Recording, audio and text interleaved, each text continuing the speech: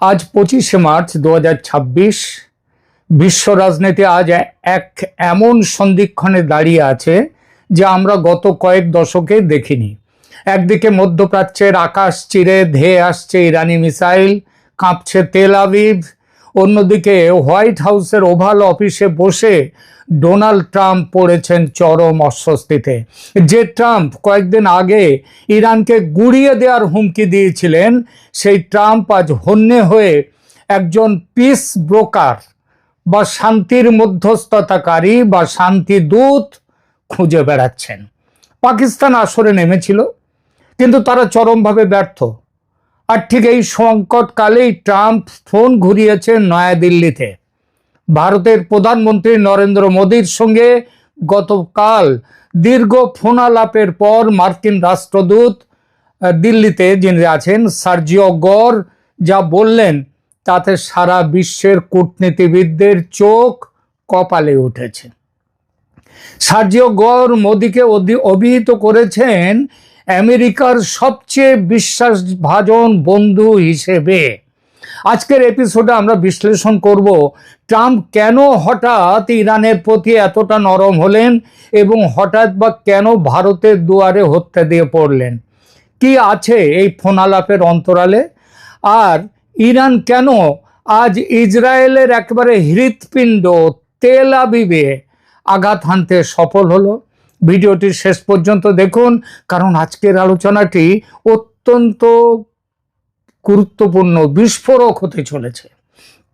প্রথমে আসা যাক রণক্ষেত্রের খবরে একটু।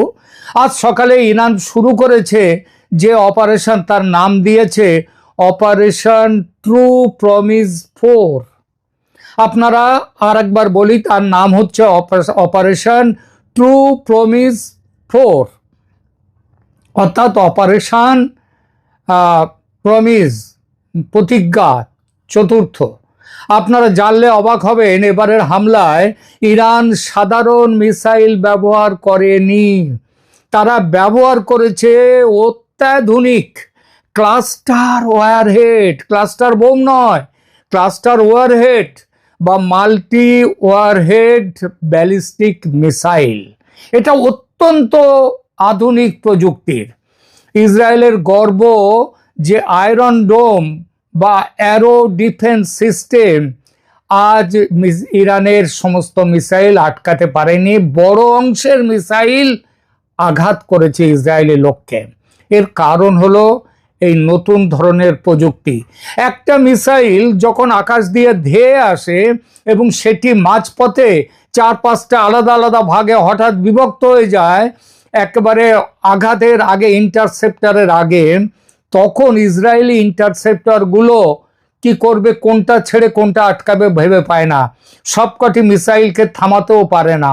যখন একটিকে থামায় তখন বাকিগুলো ছুটে যায় নিশানার দিকে এবং লক্ষ্যভেদ করে। ফলাফল, তেল আবিবের উত্তরাঞ্চলের আবাসিক এলাকায় সরাসরি আঘাত লেগেছে, জবরদস্ত আঘাত। প্রাণহানির খবর নেই, প্রাণহানির খবর কেউ দেয়ও না যুদ্ধের সময় পরিষ্কারভাবে। কারণ তবে এটা দেখা গেছে যে দিনভর তেল আবিবে সাইরেন বেজেছে, মুহুর্মুহু বিস্ফোরণ হয়েছে এবং ইসরায়েলেরা আশ্রয় নিয়েছে বাংকারে। বাংকারের বাইরে সেখানে ইরানি মিসাইল তখন বিস্ফোরণ ঘটিয়ে চলেছে একের পর এক। এই বিস্ফোরণ ইসরায়েলের অপরাজেয় ও ইমেজে বড় ধস নামিয়েছে। ট্রাম্প বুঝতে পেরেছেন ইরান কোনো পেপার টাইগার বা কাগুজে বাঘ নয়, তারা সত্যিকারের টাইগার। সরাসরি ইসরায়েলের হৃৎপিণ্ডে আঘাত করার ক্ষমতা রাখে ইরান। কিন্তু আমেরিকার ভূখণ্ড তো ইরান থেকে বহু দূরে, সেখানে তো ইরানি মিসাইল এখনো যা খবর তাতে আঘাত করতে পারবে না। তাহলে এত ভয় কেন পাচ্ছেন ট্রাম্প? কেননা ট্রাম্প যুদ্ধ থামাতে আজকে কেন মরিয়া? তাহলে তিনি তো লড়াকু মেজাজের মানুষ। লোককে গ্রিনল্যান্ড দখল করব, কানাডা আমার মধ্যে চলে এসো, ভেনেজুয়েলার মাদুরোকে তুলে নিয়ে এলাম। তাহলে এত ক্ষমতাবান মানুষ, তার ভয়টা কোথায়? ভয়টা কিন্তু সামরিক নয়, ভয়টা অর্থনৈতিক। সবার উপরে জ্বালানি সংকট। ইরান হুমকি দিয়েছে তারা স্ট্রেট অফ হরমুজ বা হরমুজ প্রণালী পুরোপুরি ব্লক করে দেবে।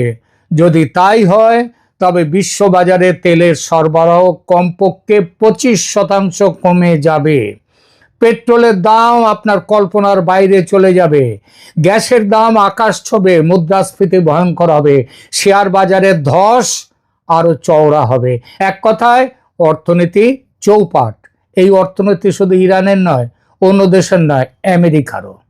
তাই ট্রাম্প ইরানের পাওয়ার প্ল্যান্টে হামলার জন্য যে আলটিমেটাম দিয়েও উপযাচক হয়ে 5 দিন পিছিয়ে দিয়েছেন, সেটা এই কারণে, কারণ তিনি বুঝতে পেরেছেন যুদ্ধ শুরু করা সহজ কিন্তু শেষ করা কঠিন। আমেরিকার অর্থনীতি এই মুহূর্তে আর একটা বড় যুদ্ধ কাঁধে নেওয়ার মতো অবস্থায় নেই, অবস্থা খারাপ। তাই ট্রাম্প ব্যস্ত হয়ে উঠেছেন যুদ্ধবিরতির জন্য শান্তি প্রস্তাব তৈরি করতে, করেও ফেলেছেন একটি 15 পয়েন্টের পিস প্ল্যান, শান্তি চুক্তি, মানে শান্তি তার তরফ থেকে একটা শান্তির প্ল্যান। তবু কথায় আছে না, ভাঙবে তবু মচকাবে না। একটা 15 পয়েন্ট পিস প্ল্যান তৈরি করে খুব প্রচার করছে আমেরিকা। সেখানে শান্তি স্থাপনের জন্য আমেরিকা ইরানের কাছে কি চাইছে সেগুলো বলা আছে। এই পিস প্ল্যানের একটি কপি পাকিস্তানের প্রধানমন্ত্রী শেহবাজ শরীফ আর ফিল্ড মার্শাল আসিম মুনির আলোচনা করতে চেয়েছিলেন ইরানি প্রেসিডেন্ট পেজেশকিয়ানের সঙ্গে, আলোচনা করেছেন। কিন্তু প্রস্তাব দেখে ইরান ক্ষেপে লাল। সঙ্গে সঙ্গে তেল আবিব আর খাড়ি দেশের যারা আমেরিকার স্যাটেলাইট আর আমেরিকার মিত্র, সেই আরব মিত্রদের ওপর আক্রমণ আরো জোরদার করেছে ওই প্ল্যানটা দেখে। কি আছে আমেরিকার পিস প্ল্যানে? 15 দফাটা তাহলে একটু বলি। 1 নম্বর 1 মাসের যুদ্ধবিরতি। 2 নম্বর ইরানের যে বর্তমান বিদ্যমান পারমাণবিক সক্ষমতা ভেঙে ফেলা, সেটা রাখলে চলবে না। 3 নম্বর ইরান আর কখনো পারমাণবিক অস্ত্র অর্জনের চেষ্টা করবে না, এমন স্থায়ী অঙ্গীকার করতে হবে। 4 নম্বর ইরানের মাটিতে সব ধরনের ইউরেনিয়াম সমৃদ্ধকরণ যেসব করা হচ্ছে সেগুলো বন্ধ করতে হবে। 5 নম্বর নির্ধারিত সময়সূচি অনুযায়ী সমৃদ্ধ ইউরেনিয়াম যেগুলো ইরানের কাছে আছে সেগুলো ইন্টারন্যাশনাল অ্যাটমিক এনার্জি এজেন্সির কাছে হস্তান্তর করতে হবে। 6 নম্বর নাতাঞ্জ, ইস্পাহান ও ফোর্দো, এই জায়গাগুলোতে যে ইরানের পারমাণবিক কেন্দ্রগুলো আছে সেগুলো বন্ধ করতে হবে এবং ধ্বংস করে ফেলতে হবে। 7 নম্বর IAEA, international atomic energy agency, তাদেরকে ইরানের ভেতরে তথ্য স্থাপনা পুরোপুরি তাদের হাতে ছেড়ে দিতে হবে। তারা যখন খুশি যাবেন সেখানে চেক করবেন কি হচ্ছে না হচ্ছে। 8 নম্বর সেন্ট্রিফিউজ অকার্যকর করা এবং সমৃদ্ধকরণ অবকাঠামো দ্রুত নিষ্ক্রিয় করা। এর সবই হচ্ছে ওই পারমাণবিক অস্ত্র যাতে তৈরি না করতে পারে, কিংবা পারমাণবিক এমনকি পারমাণবিক বিদ্যুৎ প্রকল্পও যাতে ভালোভাবে তৈরি না করতে পারে সেই ব্যবস্থা। 9 নম্বর ব্যালিস্টিক ক্ষেপণাস্ত্র কর্মসূচি যা ইরানের আছে সেটাকে কঠোরভাবে সীমিত করতে হবে বা একেবারে বন্ধ করে দিতে হবে, অর্থাৎ ব্যালিস্টিক মিসাইল তৈরি করা যাবে না। 10 নম্বর পরবর্তী আলোচনায় ক্ষেপণাস্ত্রের সংখ্যা ও পাল্লার সীমা বেঁধে দেওয়া হবে, যে কত মিসাইল ইরান রাখতে পারবে এবং তাদের কতটা পাল্লা কতটা হবে, কত দূর যাবে, সেগুলো বেঁধে দেবে কে? আমেরিকা।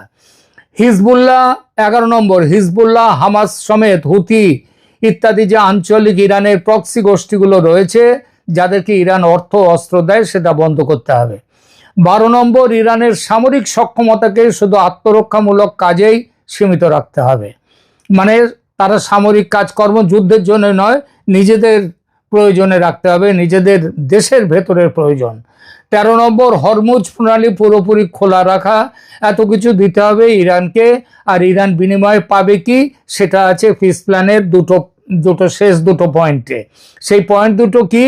বিনিময়ে আন্তর্জাতিক নিষেধাজ্ঞা যেগুলো গত কয়েক বছর ধরে আমেরিকা এবং ইউরোপিয়ানরা দিয়ে রেখেছে ইরানের ওপর, সেটা তুলে নেওয়া হবে এবং বেসামরিক পরিকল্পনা যেসব পারমাণবিক প্রকল্প আছে ইরানের, সামরিক ব্যাপার নয়, সেখানে তারা সহায়তা করবে।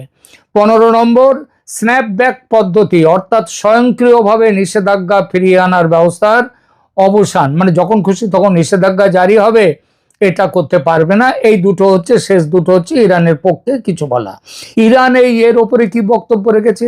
ইরানের দিক থেকে সবচেয়ে স্পষ্ট বার্তা হলো তারা ট্রাম্পের এই আলোচনা সংক্রান্ত দাবিকে 15 পয়েন্টের এটাকে বিশ্বাসযোগ্যই মনে করে না।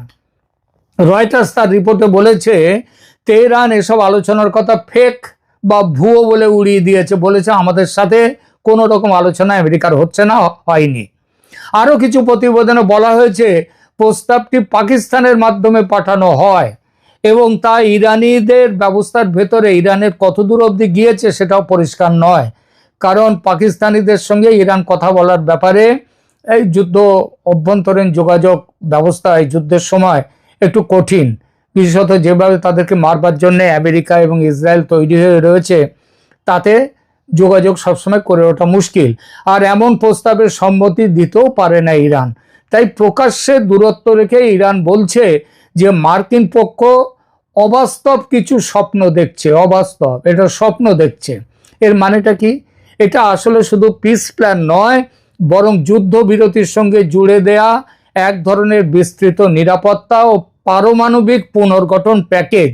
সমস্যা হলো প্রস্তাবের কেন্দ্রবিন্দুতে আছে শূন্য সমৃদ্ধকরণ, পারমাণবিক স্থাপনা নিষ্ক্রিয়করণ, ক্ষেপণাস্ত্র মিসাইল সীমাবদ্ধতা, প্রক্সি নেটওয়ার্ক ছাঁটাই। এগুলোর সবগুলোই হচ্ছে ইরানের জন্য অত্যন্ত সংবেদনশীল এবং কৌশলগত বিষয়। ইরানের পক্ষে এগুলো মেনে নেওয়া সম্ভবই নয়। তাই আপাতত এটিকে শান্তি চুক্তি না বলে বলা যায় এটা মার্কিনীদের উইশ লিস্ট, মার্কিনীরা কি চায় সেইটা। পাকিস্তানের চেষ্টা মাঠে মারা যাওয়াতে ট্রাম্প এখন এমন একজনকে খুঁজছেন যিনি শান্তি প্রক্রিয়ার মধ্যস্থতা করতে পারবেন, যার কথা ইরান শুনবে, আবার ইসরায়েলও মানবে। আর এই সমীকরণে পাকিস্তান এই ভারত দুই দেশ লাইমলাইটে চলে এসেছিল, কিন্তু পাকিস্তান চলে গেছে। গত দুদিন ধরে আমরা দেখেছি পাকিস্তানের সেনাপ্রধান আসিম মুনির এবং প্রধানমন্ত্রী শেহবাজ শরীফ খুব দৌড়ঝাঁপ করছেন, মানে ফোনে। তারা ট্রাম্পের হয়ে মধ্যস্থতা করতে ইরানি রাষ্ট্রপতি মাসুদ পেজেশকিয়ানের সঙ্গে বৈঠক করেছেন, কিন্তু ফলাফল শূন্য। কেন? কারণ পাকিস্তান সফল হয়নি বা হবে না, তার কয়েকটা কারণ আছে, সেই কারণগুলো ছোট্ট করে বলি। প্রথমত সীমান্ত উত্তেজনা, উগ্রবাদ, এটা সবচেয়ে বড় কারণ পাকিস্তান এবং ইরানের মধ্যে যে ট্রাস্ট ডেফিসিট, তার জন্যে। দু দেশের মধ্যে 900 কিলোমিটার দীর্ঘ সীমান্তে বেলুচিস্তান অঞ্চলটি অবস্থিত।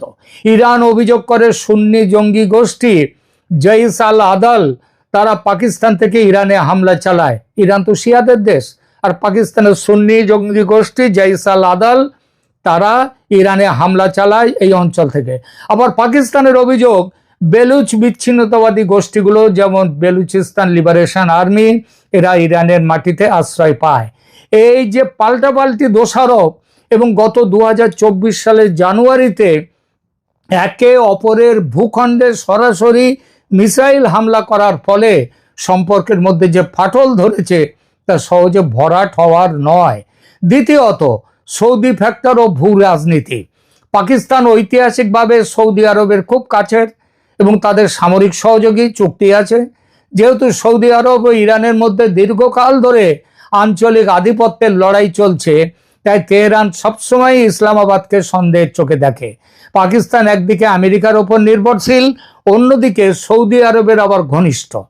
এই সমীকরণটি ইরানের কাছে বড় একটা অস্বস্তির কারণ। তৃতীয়ত ধর্মীয় ও আদর্শিক মতভেদ। 1979 সালের ইসলামী বিপ্লবের পর ইরান একটি শিয়া রাষ্ট্র হিসেবে আবির্ভূত হয়। অন্যদিকে পাকিস্তান সুন্নি প্রধান দেশ। আফগানিস্তান যুদ্ধে এবং মধ্যপ্রাচ্যের বিভিন্ন ইস্যুতে দুই দেশ, মানে পাকিস্তান এবং প্রায় বিপরীত মেরুতে থাকে। শিয়া ও সুন্নি গোষ্ঠীগুলোকে সমর্থন দিচ্ছে ইরান এবং পাকিস্তান। ইরান দিচ্ছে শিয়াদের সমর্থন, আর পাকিস্তান দিচ্ছে আবার সুন্নিদের সমর্থন, দিয়ে দুজনেই ঝামেলা পাঠাচ্ছে। এই প্রক্সি ওয়ার বা ছায়াযুদ্ধ তাদের মধ্যে চরম একটা ট্রাস্ট ডেফিসিট তৈরি করেছে। এবং চতুর্থত ভারত ও চাবাহার বন্দর ইস্যুর। ইরান ভারতের সঙ্গে ঘনিষ্ঠ সম্পর্ক বজায় রাখে।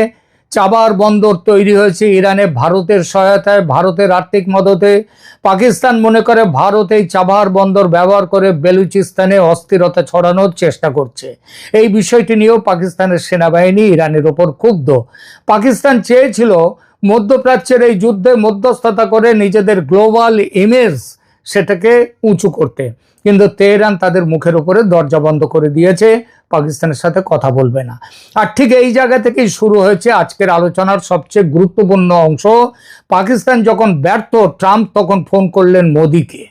মার্কিন রাষ্ট্রদূত সার্জিও গর তার সেই মন্তব্যটি মনে করুন। তিনি বলেছিলেন, আমেরিকার সবচেয়ে বিশ্বাসভাজন বন্ধু প্রধানমন্ত্রী মোদি। ভারত কেন এই সংকটে তুরুপের তাস আমেরিকার? কারণ চাবাহার বন্দর ও ইরান, ভারতের সঙ্গে ইরানের ঐতিহাসিক এবং বাণিজ্যিক সম্পর্ক অত্যন্ত গভীর। চাবাহার বন্দরের মাধ্যমে ভারত ইরানের অর্থনীতিতে বড় ভূমিকা রাখে। ইরান ভারতকে বিশ্বাস করে কারণ ভারত কখনো ইরানের অভ্যন্তরীণ বিষয়ে নাক গলায়নি। কারণ ভারতের সঙ্গে আর একটা কারণ হচ্ছে ভারতের সঙ্গে অন্যদিকে ইসরায়েলের কানেকশন। প্রধানমন্ত্রী মোদির সঙ্গে নেতানিয়াহুর বন্ধুত্ব সর্বজন বিদিত। আবার ইরানের সঙ্গে ভারতের গভীর যোগ, অর্থাৎ দুই যুযুধান পক্ষের কাছে যারা লড়াই করছে তাদের কাছে ভারতের গ্রহণযোগ্যতা আছে। ভারত কোনো এক পক্ষের লোক নয়, ভারত সব পক্ষের। এখানেই ভারতের কূটনীতির সাফল্য। এই জন্যেই হরমুজ প্রণালী দিয়ে ভারতের তেল ও গ্যাসের ট্যাঙ্কার ভর্তি জাহাজ আসতে দিচ্ছে ইরান, এমনিতে নয়। ভারতের মতো সত্যিকার নিরপেক্ষ অবস্থান চীন, রাশিয়া বা অন্য কোনো দেশের নেই। তারা সবাই কোনো না কোনো পক্ষের দিকে ঝুঁকে আছে, তাই তারা নিরপেক্ষ ও বিশ্বাসযোগ্য মধ্যস্থতাকারী হতে পারে না। ব্যক্তিগত কেমিস্ট্রির ভূমিকাও এখানে কম নয়। ট্রাম্প জানেন, মোদি যদি ব্যক্তিগতভাবে ইরানের রাষ্ট্রপতি পেজেশকিয়ানকে বলেন, যথেষ্ট হয়েছে ভাই, এবার বন্ধ করুন লড়াই, তবে তেহরান তা গুরুত্ব দিয়ে বিবেচনা করবে। কারণ যুদ্ধ থামলে তাদেরও লাভ আছে, লাভ বেশি বই কম নয়। তারা তাদের পুরনো দাবি দাওয়া এই সুযোগে নিজেদের পক্ষে মীমাংসা করে নিতে পারে। আজকের ফোন আলাপে ট্রাম্প মোদিকে অনুরোধ করেছেন যাতে ভারত মধ্যস্থতা করে হরমুজ প্রণালী সচল রাখতে সাহায্য করে। ভারতও চাইছে দ্রুত শান্তি ফিরুক, কারণ হরমুজ প্রণালীতে কিছু ভারতীয় জাহাজ চলে আসতে পারলেও ভারতের আরো কয়েকটি জাহাজ নানা কারণে আটকে আছে। ফলে কিছুটা হলেও ভারতের জ্বালানি নিরাপত্তা এখন ঝুঁকির মুখে। বন্ধুরা, ট্রাম্পের এই মরিয়া ভাব প্রমাণ করে যে বিশ্ব রাজনীতিতে ক্ষমতার কেন্দ্রবিন্দু এখন পশ্চিম থেকে পূর্বের দিকে সরছে। ট্রাম্প বুঝতে পেরেছেন যুদ্ধ শুরু করে তিনি ভুল করেছেন। এখন সম্মানজনকভাবে বেরোনোর জন্যে তার মোদির সাহায্য ছাড়া গতি নেই। মোদি ছাড়া পিস ব্রোকার হিসেবে কারো তেমন গুরুত্ব নেই। ট্রাম্প তাই ফোন করেছেন মোদিকে, অনেকটা নিরুপায় হয়েই। কারণ যুদ্ধ থামাতে ট্রাম্প এখন মরিয়া। আগামী 4টে দিন খুব গুরুত্বপূর্ণ। ভারত কি পারবে এই যুদ্ধের আগুন নেভাতে, নাকি মধ্যপ্রাচ্যের এই আগুন তৃতীয় বিশ্বযুদ্ধের দিকে মোড় নেবে? আপনাদের কি মনে হয় দর্শক? মোদি কি পারবেন ট্রাম্পের হয়ে এই সমস্যার সমাধান করতে, কিংবা পেজেশকিয়ানের হয়ে এই সমস্যার সমাধান করতে? নিচে কমেন্ট করে জানান। ভিডিওটি ভালো লাগলে লাইক করুন, শেয়ার করুন, যাতে সবাই এই ভূ রাজনৈতিক চালগুলো বুঝতে পারে। আর সাবস্ক্রাইব করতে ভুলবেন না ক্যালকাটা ডায়ালগস চ্যানেলকে। দেখা হচ্ছে পরের এপিসোডে। ধন্যবাদ।